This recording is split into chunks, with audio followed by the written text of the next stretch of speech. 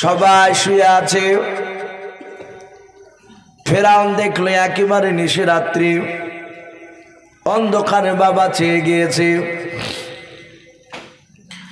বেঈমান ফেরাউন গভীর রাত্রিবেলা বাপজি বেরিয়ে আস্তে আস্তে বাপজি পা ফেলে ফেলে দেখলো কাউকে দেখতে পাওয়া যায় না। সবাই আমার ভয়ে তারা সবাই ঘরের ভিতরে লুকিয়ে আছে। ফেরাউন বাড়ি থেকে বাপজি চুপে চুপে বেরিয়ে সোজা চলে গেল নীল দরিয়ার ধারে। ওই নীল দরিয়ার ধারে চলে যাওয়ার পর দেখলো বাপজি একটা গুহা রয়েছে, ছোট্ট একটা গুহা। ওই গুহার ভিতরে ফেরাউন বাপজি সিজদায় পড়ে বাবা আল্লাহ দরবারে কান্না শুরু করে দিল। বলুন সুবহানাল্লাহ। অনেক লোক বলে ফেরাউন আল্লাহকে মানতো না, আল্লাহ আছে এটা বিশ্বাস করতো না। বলে না না, এটা বলো কথা। ফেরাউন জানে যে এক আল্লাহ আছে আমার মাথার উপরে, কিন্তু এই ফেরাউন বাপজি সিজদায় পড়ে কেঁদে কেঁদে বলেছিল, ওগো আল্লাহ, আমার মনের তামান্না, আমার বড় মনের বাসনা, আমি গোটা পৃথিবীর মধ্যে আল্লাহ দাবি করব, গোটা মিশরের লোকেরা আমাকে যেন মেনে নেয়।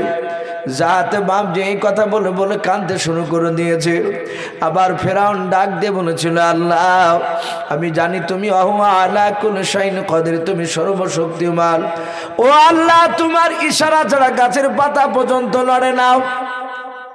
ওগো মাওলা, আমার ইন্তেকাল করার পর তুমি যা আযাব দিবা আমি তাই মাথা পেতে মেনে নেব। ওগো আল্লাহ, তুমি আমার মনের বাসনাটা পূর্ণ করে দাও। আমি তোমার কাছে মাওলা ফরিয়াদ করি, ওই নদীর পানিটা তুমি আমার তাবে করে দাও। ফেরাউন এ বলে বাপজি ডুকরে ডুকরে কাঁদছিল। হঠাৎ করে একটা বাপজি আপনার মানুষের মতো হয়ে এসে লোকটা বাপজি তার পিঠে বাপজি হাত দিয়ে বলেন, ওগো বাদশাহ, তাড়াতাড়ি সিজদা থেকে তুমি মাথা তোলো। ফেরাউন চমকে উঠে বলছে, ইয়া বাকে? মাথাকে তুলে বলে, এই বেয়াদব, আমি বলি না যে রাস্তার বাড়ির বাইরে যাকে পাওয়া যাবে তাকে জবাই করে দিব? তুই কেন এসেছিস সেখানে? তোকে এক্ষুনি জবাই করে দিব আমি লোক ডেকে নিয়ে এসে। ফেরাউনকে বললে, হে বাদশাহ, আমি আপনার এলাকার নয়। বলে কোথাকার? বলে আমি মুসাফির, আমি একটা প্রশ্নের উত্তর জানতে এসেছি। বলে তুই যেখানে এসেছিস কেউ দেখেনি? আর লোকে জানতে পারলে আমি যে সিজদা করছি আল্লাহকে ডাকছে, জানলে তো আমাকে আল্লাহ বলে কেউ মানবে না। বল কাউকে বলবি কি? বলে আমি কাউকে বলবো না, তুমি আর আমি আর আল্লাহ ছাড়া কেউ জানবে না, আর জানেও না এখানে তোমার কাছে এসেছি তা দুনিয়ার মানুষ। বলে তাই? বলে হ্যাঁ। বলে খুব বিপদে পড়ে আছে আমি, তাড়াতাড়ি বল কি বলবে। ও জানে না যে ইনি জিবরিল ফেরেশতা। ডাক দিয়ে বলল, ভাই আপনার বাড়িতে একটা মানুষ থাকে, আপনি খেতে দেন, পড়তে দেন, সব কিছু আপনি দেন, আপনার বাড়িতে সে থাকে। আবার যাহাতে আপনি একটা হুকুম করলেন যে অমুক কাজটা করো গা, সে অস্বীকার করলো, কাজ করলো না, তখন তুমি কি মনে করবা? ওকে কি করবা বলো, তোমার বিচার কি? ফেরাউন অমনি দিক তাকে নদীর দিকে তাকে বলল, এ সামান্য প্রশ্ন আমার কাছে জানতে এসেছ? বলে আমার বাড়িতে খাবে, আমার বাড়িতে পড়বে, আমার বাড়িতে থাকবে, আর আমার কথা শুনবে না, আমার হুকুম। আমার মন বলে তাকে নিয়ে এসে নীল দরিয়াতে ডুবে ডুবে মারি তাকে। সাদা হাতে পকেট থেকে বাপজি খাতার কলম জিবরিল বের করে বলেন, ভাই একটু তাড়াতাড়ি এই খাতাটাতে সিগনেচার সই করে দাও, সহি করে দাও। ফেরাউন সাদা হাতে কলম দিয়ে সহি করে দিল। ফেরাউন একবারই অশিক্ষিত ছিল না। জিবরিল আলাইহিস সালাম বললেন, ভাই আমি চললাম। ফেরাউন বলল, ভাই অনুরোধ করছি কাউকে যেন বলবি না, আমি যে রাতে এসে কাঁদছি কেউ যেন জানতে না পারে। এমনকি হামান আমার মন্ত্রী সেও জানে না জানে আমি সব পূজাকে লুকিয়ে আমি এখানে এসেছি। বলে কাউকে বলবো না। চিঠিখানা বলল, এ সহিটা তোমার মনে রেখো। বলি বাপজি আপনার চলে গেল, জিবরিল অদৃশ্য হয়ে গেলে ফেরাউন সকালবেলা এসে বলল যে আগামীকালকে সবাই একত্রিত হবা। আমার সাহস রয়েছে, আমি নীল দরিয়ার নয় ওই নদীর পানিকে আমি শুকিয়ে আবার আনি দিতে পারবো। লোকেরা ফেরাউনের এই সাহস দেখে আর কেউ কিন্তু বাপজি হুকুম করলো না। তারা ভেবেছে যে হুকুম করতে গেলে ফেরাউন হয়তো জবাই করে দিবে। কেউ হুকুম করলো না বলে আমরা মেনে নিয়েছি। আপনি রাজ দরবারে আপনি লক্ষ লক্ষ মানুষের সামনে যখন খোদা দাবি করবেন আমরা সবাই মেনে নিব। তার প্রজারা বলল, তার প্রজাদেরকে বাপজি জড়ো হতে বলেছে। এদিকে বাপজি ফেরাউনের বড় আশা, আমি তো যাই রাজ দরবারে, প্রায় মাঝে মাঝে আমার প্রজারা বলে যে আপনার ছেলেকে নিয়ে আসে, আমরা দেখব। আমি আজ নিয়ে যাব, আমি আল্লাহ দাবি করব, আমার ছেলে আমার পাশে বসে থাকবে, খুব আনন্দ লাগবে। ফেরাউন আসিয়াকে বলল, বিবি তুমি সুন্দর করে আমার ছেলেকে সাজিয়ে দাও। ভালো করে পোশাক পরে দেওয়া হলো। তারপরে বাপজি সেখানে নিয়ে গিয়ে মুসানবী পয়গম্বরকে ফেরাউনে ডান পাশে বাপজি বসে রেখেছে। কেতাবে লিখেছে ফেরাউনের মুখে বাপজি নাভি পর্যন্ত বড় বড় দাড়ি ছিল। আজ আমরা তো মুসলমান হয়ে অনেকে বাপজি দাড়ি রাখি না, কেটে দিই। মনে রাখবেন বাপজি, যারা দাড়ি নিয়ে কবরে যাবে, দাড়ি সুন্নাত তরিকায় যতটা দাড়ি রাখতে বলেছে, এখন দাড়ি 3-4 রকমের হয়ে গেছে। বাপ একটা দাড়ি হয়েছে রেখেছে মানুষ নামাজ পড়ে না, অথচ বড় দাড়ি। আর একটা দাড়ি আছে বাপজি ছোট ছোট, 1/2 ইঞ্চি 1.5 ইঞ্চি, ওরাও অনেকে নামাজ পড়ে না, আবার অনেকে পড়ে। কিন্তু দাড়ি বাপজি ওই ছোট ছোট রাখা সে চাইছে ফেলা শতগুণে ভালো। মানে চাইছে ফেলেও যায় পাপ, ও 1.5 ইঞ্চি রাখেও সেই পাপ। দাড়ি এক মুষ্টির বাপজি নিচে রাখা যাবে না। হ্যাঁ, যদি আপনার দাড়ি না বেরোয় সেটা ভিন্ন কথা, কিন্তু দাড়ি বাপজি আপনার রাখতে হবে, দাড়ি ছাটা যাবে না। ওই 1.5 ইঞ্চি 1/2 ইঞ্চি করে। হ্যাঁ, খুব যদি বড় হয়ে যায় তখন আপনার সে মশলা আবার মুফতি সাহেবের সাথে আলোচনা করলে আগা এটা টুক ছাটার অনুমতি পাইলেও কিন্তু না কাটাতে উত্তম বলা হয়েছে। বাপজি আমার সোনা লালেরা, নবী বলেছেন যারা দাড়িবিহীন কবরে যাবে, যারা দাড়ি রাখবে না কবরে যাবে, কিয়ামতের ময়দানে তাদেরকে কবর থেকে বলা হয়েছে উঠবে যেদিন, তাদের মুখে 350 হাত লম্বা দাড়ি থাকবে। এত বড় বড় দাড়ি ফেরেশতারা তাড়াবে, আর তারা দাড়িতে পায়ে বাপজি ব্যাট বেঁধে পড়ে যাবে, আর পেছন দিক থেকে ফেরেশতারা মারবে। নবী বলেছেন যারা সুন্নাত তরিকা দাড়ি নিয়ে কবরে যাবে, তারা কবর থেকে যেদিন উঠবে তারা দাড়িবিহীন, বলুন আলহামদুলিল্লাহ, তাদের দাড়ি থাকবে না। আর দাড়িটা বাপজি একটা পুরুষের আলামত। মা বোনেরা যতই চেষ্টা করে বাপজি, তারা দাড়িকে চাইছিল, দাড়ি বাড়ায় না। হয়তো 1000-এ 2টা একটা মেয়ের বাপজি দেখেন, কারো কারো মেয়ের দেখা যায় আসলি হয়েছে, আসলিতে 2-3টে করে দাড়ি হয়। কিছু কিছু মেয়ে আমাকে কয়েকদিন আগে বাপজি আপনার এই দিন 20 হলো, একটা লোক ফোন করছে, আমি নাম করব না, কোন এলাকা, বলছে ভাই আমার বিবির গনিয়ে 13টা দাড়ি আছে, এই থুতনিতে একটা তিল আছে, ওই তিলের জায়গাতেই ওই দাড়িগুলো, এই দাড়িগুলো কাটা যাবে কি যাবে না? আমার বিবিকে কাটতে বলে আমার বিবি কাটে না, যে গোনা হবে তাই বলে। মাত্র গনে 13টা। আমি ভাই গনিয়েছেন? বলে হ্যাঁ, গনবে না কেন, আমার বিবির আছে। কিন্তু বাপজি তারপরে আমরা মুফতি সাহেবের সাথে একটা আলোচনা করে তাকে বলা হলো যে দাড়ি কেটে ফেলে গোনা নাই তার, কারণ মেয়েদের তো দাড়ি ওদের নাই, ওরা পরিষ্কার হলে অসুবিধা নাই, গোনা নেই। কিন্তু বেটা ছেলেদের বাপজি কাটা যাবে না। দাড়ির অনেক ফজিলত রয়েছে। বিজ্ঞানরা বলছে, আপনার বিশ্বনবী বলেছেন দাড়ি থাকলে তাদের যৌন শক্তি বৃদ্ধি হয়, বলুন আলহামদুলিল্লাহ, আর কাটলে তা ক্ষতি হয়। এটা বিজ্ঞানরা বাবজি প্রমাণ দিচ্ছে।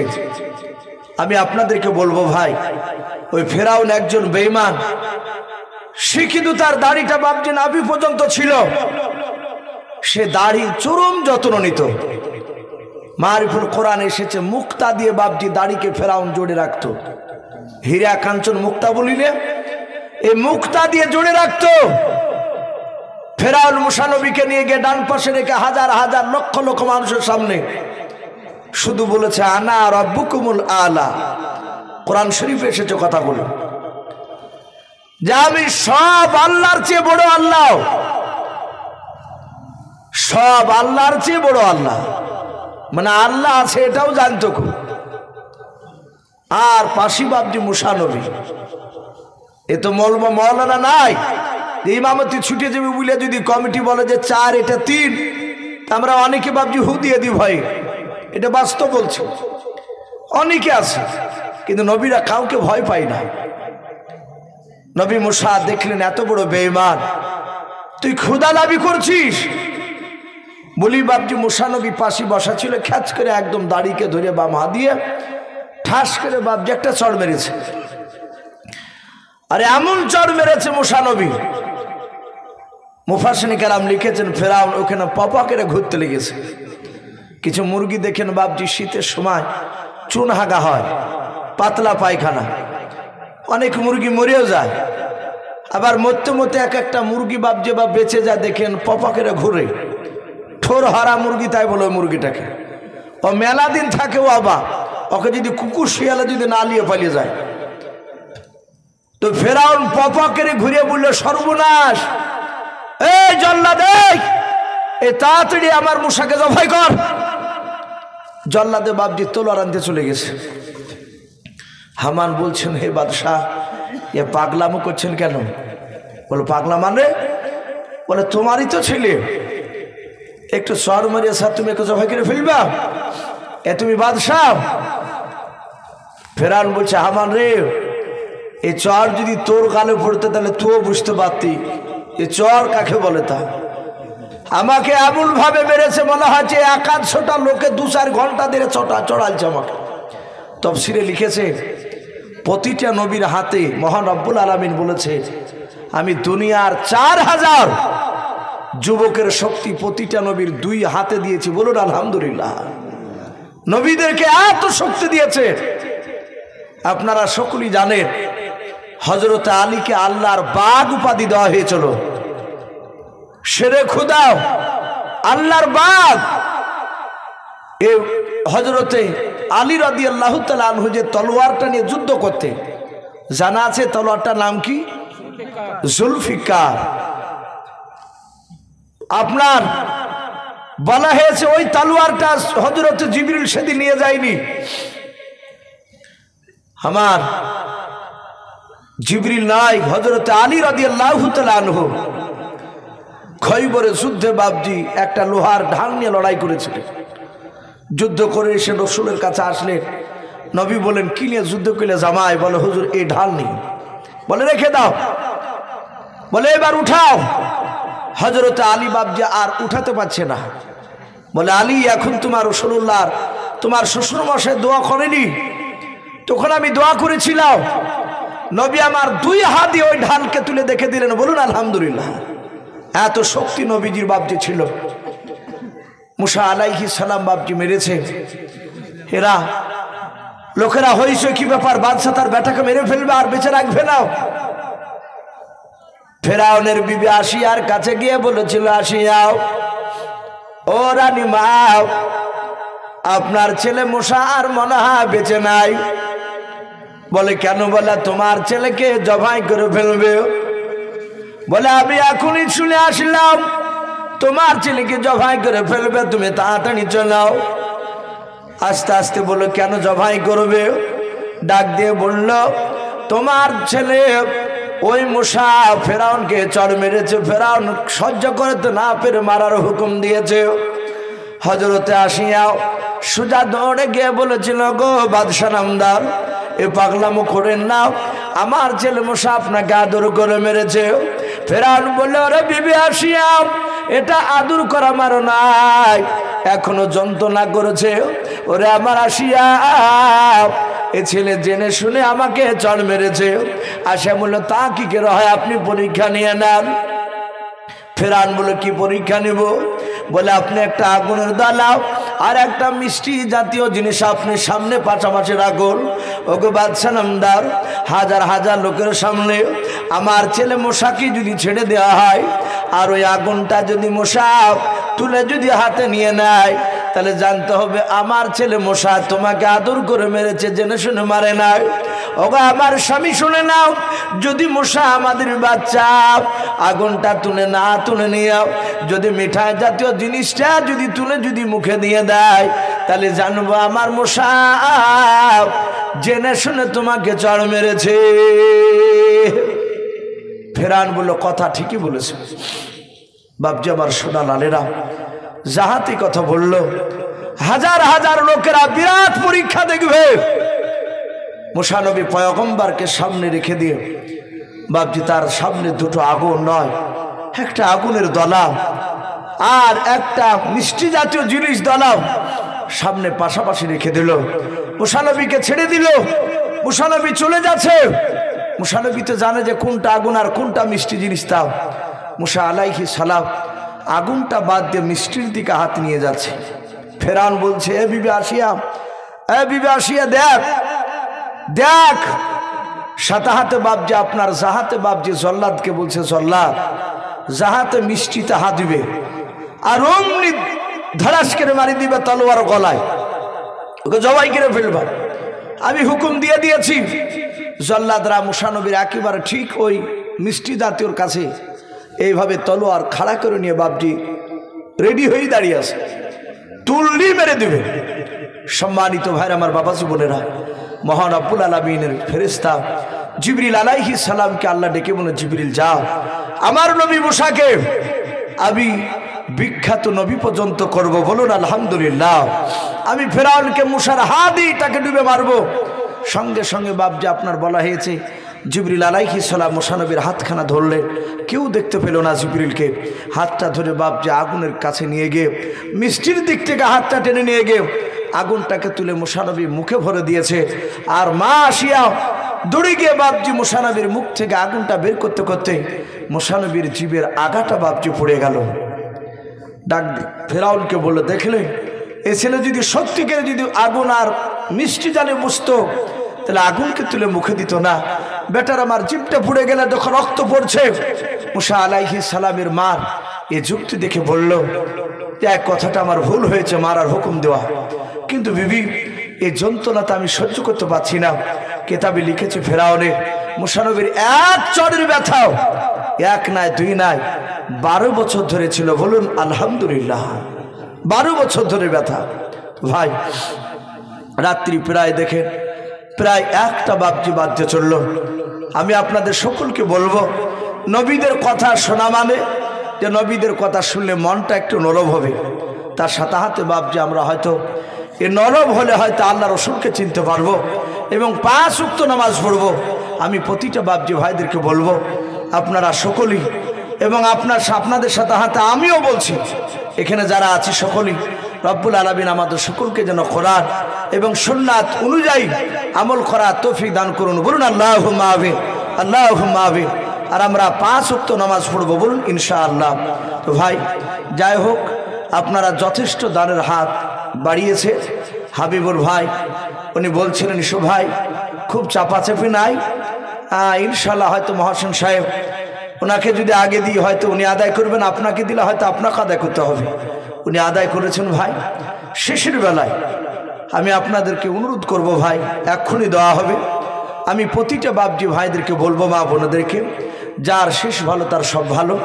আমি আপনাদের কাছে 2000 1000 বলবো না ভাই, 100 খান করে টাকা, 100 খান করে টাকা যদি 10টা মানুষ ভাই একটা একটা করে যদি দেন, 100 খান করে টাকা, কাছে না থাকলে একটু যদি ওয়াদা করে শেষের বেলায় ভাই চাপাচাপি না যদি দেন, আলহামদুলিল্লাহ একটু ভাই আপনাদের জন্য একটু দোয়া করব।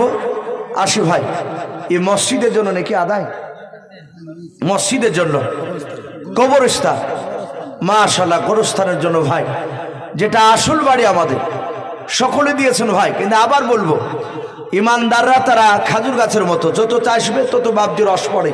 খাজুর গাছে যেরকম ইমানদার একবার দিয়ে বাবজি বন্ধ হয় না। এই দেখেন আরেকজন ভাই আমার 100 টাকা দিয়েছেন, বলুন মারহাবা, বলেন আরে তাকবীর।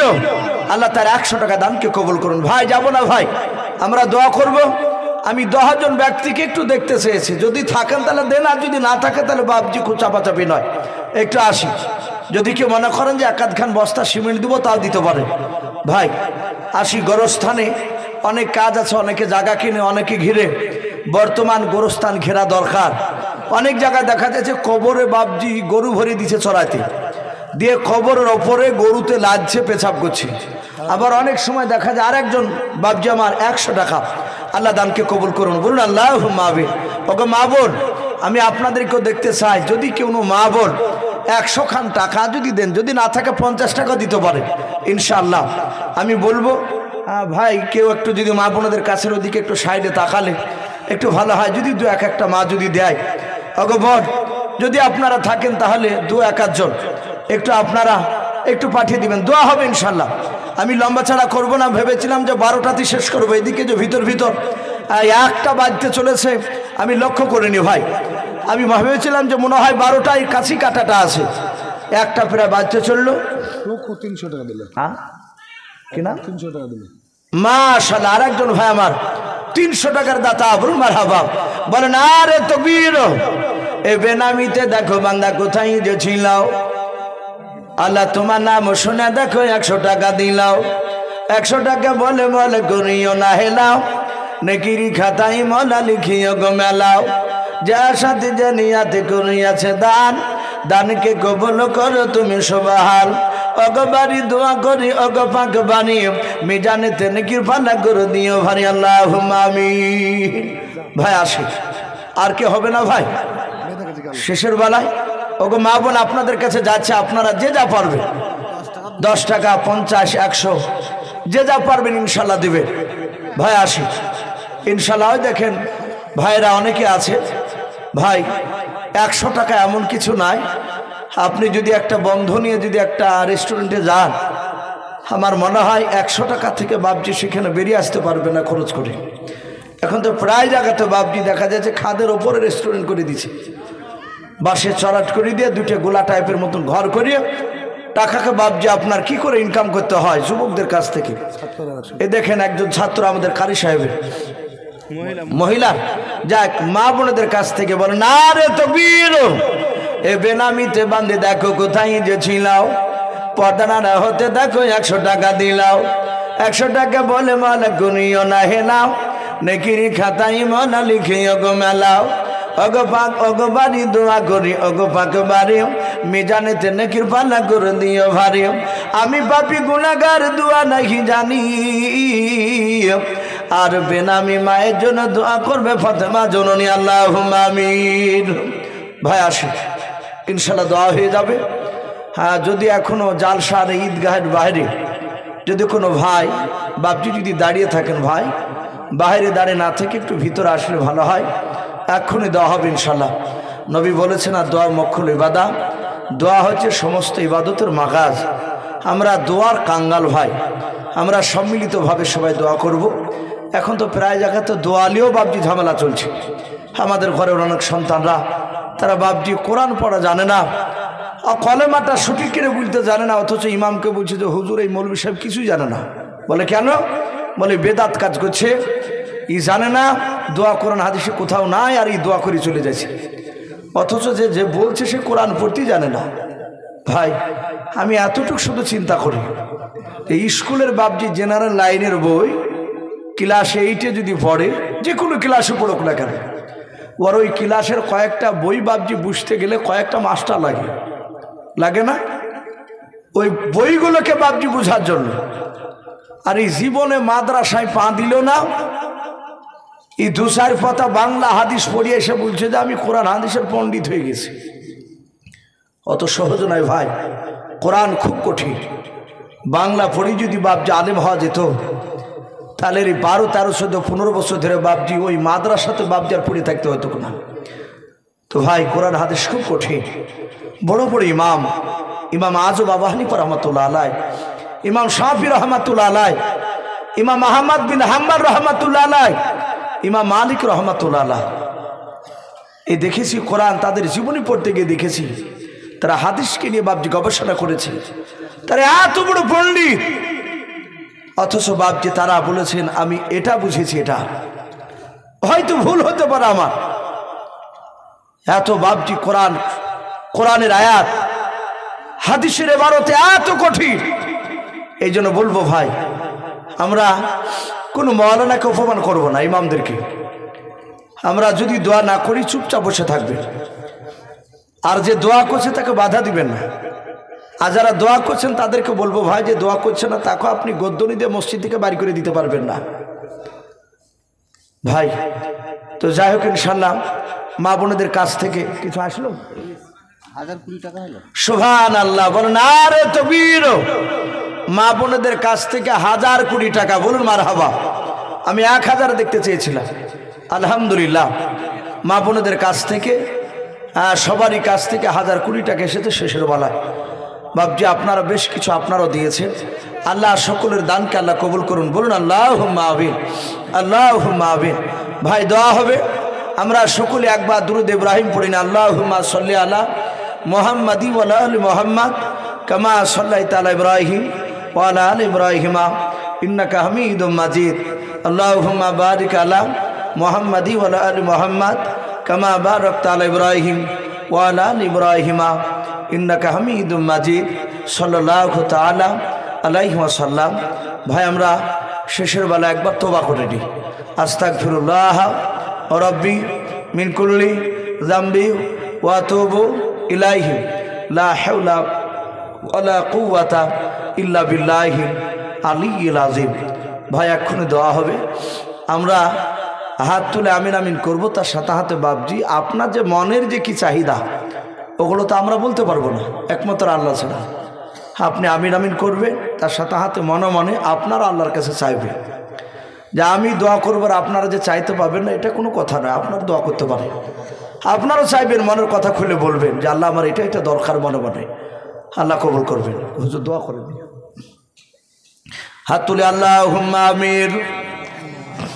আলহামদুলিল্লাহি রাব্বিল আলামিন ওয়াল আকিবাতু লিল মুত্তাকিন والصلاة والسلام على رسوله الأمين والصلاة والسلام على رسوله الأمين ربنا ظلمنا أنفسنا وإن لم تغفر لنا وترحمنا لنكونن من الخاسرين আয় আল্লাহ, রাত্রি প্রায় 1টা পার হতে চলল রে মাওলা। আয় আল্লাহ, তোমার বান্দা বান্দীদেরকে নিয়ে মাওলা গভীর রাত্রিতে হাত উঠিয়েছি। আয় আল্লাহ, তুমি আমাদের সকলের হাতগুলো ইমানদার হিসেবে তুমি কবুল করে নাও। আগে রব্বুল আলামিন, আমরা সকলেই গুনাহগার, খাকসার নাদান তোমার বান্দাও। দিনের আলো রাত্রির অন্ধকারে মাওলা সগীরা কাবীরা জানাও জানাও, ছোট বড় জাহেরি বাতিনি যাবতীয় গুনাহ করে ফেলেছি। আয় আল্লাহ, তুমি আমাদের সকলের জীবনের যাবতীয় গুনাহগুলো তুমি মাফ করে দাও। আয় আল্লাহ, আজকের জালসার সভাপতিগণকে তুমি কবুল করে নাও, বক্তার শ্রোতা সকলকে তুমি কবুল করে নাও। আয় আল্লাহ, আজকে পবিত্র জালসার মাহফিল তুমি কবুল করে নাও।